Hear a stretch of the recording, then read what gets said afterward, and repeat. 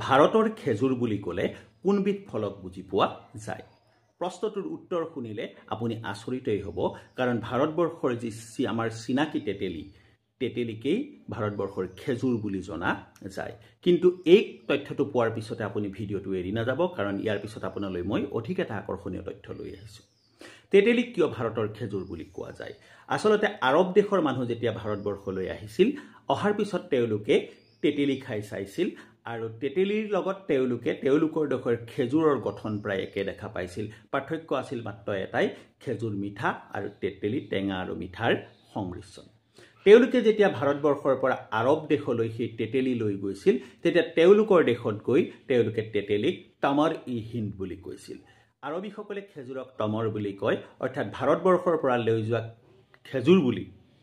তেতেলিক তেওঁলোকে আৰবত পৰিচয় কৰি দিছিল কিন্তু আৰবৰ লোকসকল ব্যৱসায়ী আছিল তেওঁলোকে যেতিয়া পাশ্চাত্যৰ ফালে অৰ্থাৎ পশ্চিমৰ দেশবোৰৰ ফাললৈ বেহা বেপাৰ কৰিবলৈ গ'ল তেতিয়াও তেতেলিও তেওঁলোকে লগত লৈ গৈছিল ব্যৱসায়িক উদ্দেশ্যত আৰু তাত গৈ তেতেলিক তামৰ-ই-হিন্দ নাম দি তাত বজাৰত মেলি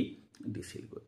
যেতিয়া ইংৰাজী ভাষাই অনুভৱ কৰিলে যে তেতেলি নামৰ বস্তুটোৰ এটা বিশেষ নাম থকা উচিত গতিকে তেওঁলোকে তামৰ-ই-হিন্দ শব্দটো গ্ৰহণ কৰিলে আৰু মুখ বাকৰি এই শব্দটোৱেই তামাৰিন হ'লগৈ সেইবাবে আজিকালিও আমি তেতেলিক ইংৰাজীত তামাৰিন বুলি কওঁ